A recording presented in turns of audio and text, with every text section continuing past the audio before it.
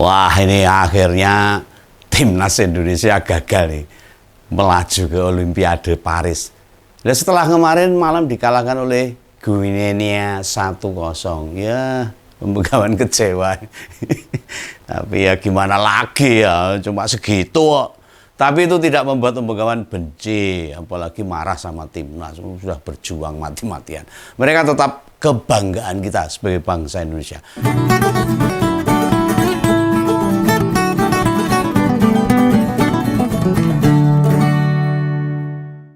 Rasa ini persis sama yang tak rasakan pada Pak Ganjar sama Profesor Mahfud. Meskipun kalah 16%, ora apa-apa. Idealisme yang saya ikutin itu. Meski kalah, kebanggaan itu sama sekali nggak pernah pudar, nggak pernah hilang. Nah, dalam sebuah wawancara TV, Profesor Mahfud bilang drongkol, tapi ya sudah. Harus segera bangkit lagi. Wah, jangan terus blendek, jangan. Masih banyak tugas yang mesti beliau jalankan, itu Pak Ganjar dan Pak Mahfud. Ini orang-orang pilihan bangsa, ini tidak boleh diem. Oh, negara itu butuh mereka. Nah, ini persis sama dengan kita semua yang nggak milih Pak Prabowo sama Gibran. Meski haters-haters ngompol ini suka nyebut Begawan tuh nyinyir, gagal move on, atau biasanya cuma menjelek-jelekan. Padahal kita cuma ngeritik loh, nggak menjelek-jelekan. Bola-bali tak jelas ke bedanya nyinyir sama kritik kan. Bendino tak jelas, kita nganti bosan. Kok yang besok gagal paham ini.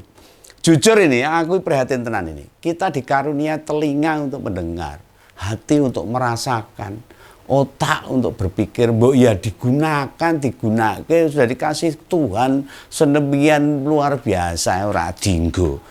Nek males pakai telinga, hati atau otak ya ora usah ngrungokne ngompol.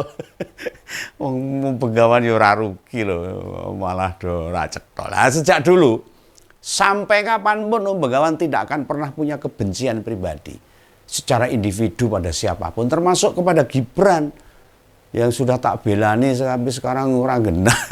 Pak Prabowo apalagi Pak Jokowi.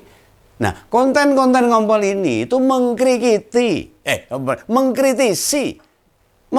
apa-apa dari perilaku politisi. Perilakunya otomatis di antara mereka yang tidak pas, yang bengkok-bengkok, yang belok-belok, yang tidak sesuai aturan undang-undang, etika, adab dan sebagainya, melanggar konstitusi dan tidak taat pada demokrasi. Itu yang saya kritik. Lah ada komentar yang bilang, jika tidak suka sama Pak Jokowi nggak usah lewat tol. Lah wong kuwi piye? Lah aku bayar pajak kendaraan, bayar pajak listrik, bayar pajak PBB lan sak piturute dan sak panunggalane. Semuanya maksudnya. Itu semua tak store ke negara, maksud aku gak boleh pakai fasilitas umum. Wah, aneh. Ini orang anggota ini ngomong. Tidak pernah sekalipun loh. Konten ngompol ini mencaci maki, menghina, memfitnah, apalagi melecehkan, tidak pernah. Apalagi mengatakan kata-kata kotor, wah, tidak pantas. Apalagi pakai isi kebun binatang, nggak pernah. Pada para pejabat, belas orang tahu. Ngompol untuk mengkritisi, untuk membangun apa yang sudah mereka lakukan tidak benar. Lah apa hubungannya kritik kepala negara? Njuk rai untuk pakai jalan tol. Lakonyol itu. Lah ngompol sekarang ini pengen bedah apa yang dikatakan capres terpilih loh. Pak Prabowo waktu ada BIMTEK dan Rakernas PAN. Katanya loh ini, dia itu butuh mensejahterakan rakyat Indonesia dalam 3-4 tahun mendatang. Dia akan memberi makan semua anak Indonesia termasuk di provinsi di mana dirinya tidak menang. Lantas dia nyebut Aceh dan Sumatera Barat. Maksudnya ini bar di lantai. Nggak mak bedundu Indonesia sejahtera kan nggak bisa. Ya tanpa bilang begitu mau ketua umum Gerindra jadi presiden seumur hidup. Penduduk Indonesia gak sejahtera semua. Pernyataan itu jelas-jelas ada dua sesat pikir. Iya loh. Entah siapa yang bikin makalah atau presentasinya itu. Atau itu idenya sendiri menyatakan begitu apa gitu. Apa sesat pikir dari kalimat tadi? Coba kalau panjenengan pada tahu. Pertama ini. Mensejahterakan rakyat kok targetnya anak-anak.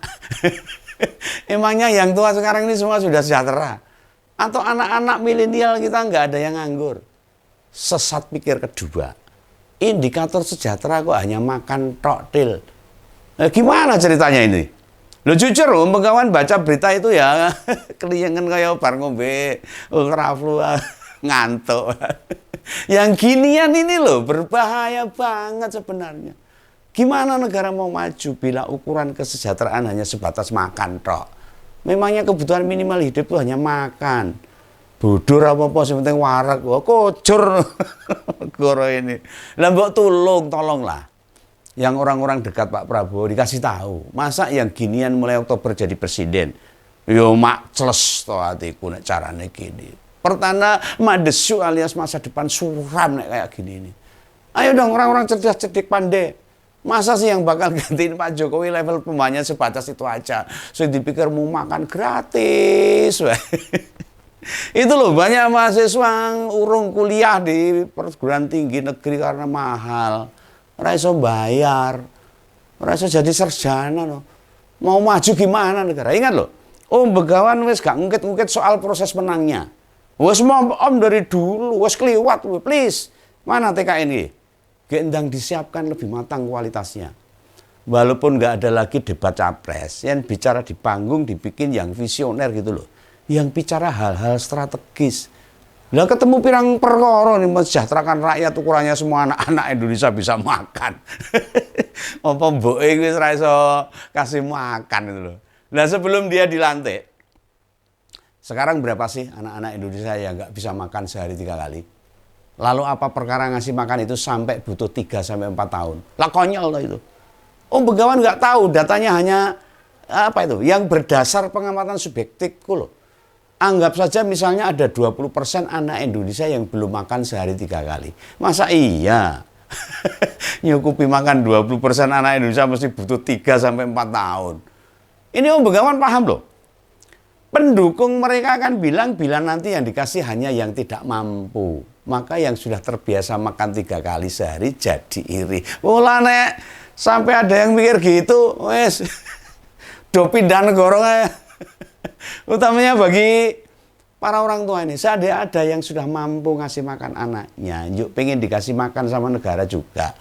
Yo itu namanya rusak pemikirannya. Ya sudah nek bersyukur no. Bukankah kewajiban ngasih penghidupan yang layak itu tanggung jawab orang tua? Kecuali nek terlantar, kuwi tanggung jawab negara. Coba mana ada anak yang terlantar? Yang terlantar itu jumlahnya sedikit, yang ya itulah para anak-anak jalanan itu yang harus diurusin negara itu. Negara hanya ngurus yang memang tidak mampu. Ini problemnya loh. Di kepalanya Pak Prabowo ini tiba-tiba merasa bertanggung jawab atau seluruh anak Indonesia, ya ndak gitulah. Janjiannya aku pengen ngerti nih, yang ngasih pemahaman Pak Prabowo itu sih sopo itu loh. Siapa itu? Kok blesat banget pola pikir orang kenal. Oke lah, bila dianggap masih ada orang tua yang belum kasih makan bergizi buat anak mereka loh, ya dilakukan pendataan saja dulu, alias tidak semua anak Indonesia loh untuk diurus negara. Masa iya anaknya Raffi Ahmad, anaknya Ayu Ting Ting, apalagi Jan Etes sampai penambahan Al-Nayyan ikut jadi tanggung jawab Pak Prabowo kasih makan gratis. Ya Andra, enggak usah sok pahlawan lah. Orang-orang tua yang masih mampu, enggak ada minta negara kasih makan. Dia sudah mampu dan cukup, malah ngasih tonggone we iso gitu. Uruslah warga yang memang masih di bawah garis kemiskinan, anak-anak jalanan, kaum marginal dan sebagainya, kan masih banyak tuh yang hak-haknya belum dipenuhi, serta masalah pelik lainnya. Jangan Pak Prabowo anggap anak-anak kami ini kayak cucu-cucunya Pak Syahrul Yassin Limpo. Segala sunat aja dimintakan anggaran negara. Arab sunat yang ngeragati negara, enggak. Ini petinggi-petinggi partai, kenapa pada diam semua? Nih, mahasiswa itu mana itu sekarang? Suaranya renek, terutama soal program makan ini loh ya. Duit yang mau dialokasikan buat makan gratis itu geser aja buat sektor produktif. Termasuk mahasiswa yang urung kuliah itu loh dipikirkan. Percayalah, nanti bila banyak pekerjaan tersedia, otomatis kok anak-anak itu bakal makan makanan bergizi kok.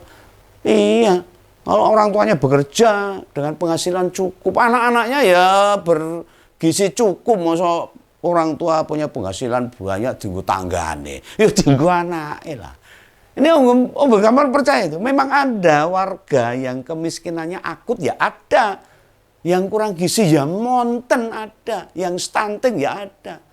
Ya silahkan langsung diambil alih negara. Itu pekerjaan tanggung jawab negara untuk ngopeni, untuk memelihara, untuk mencukupi warga negara, anak-anak yang memang betul-betul kurang gizi, yang orang tuanya tidak bisa membiayai. Ya, tadi saya sebutkan, kaum marginal, anak-anak jalanan, para pengemis dan sebagainya masih banyak.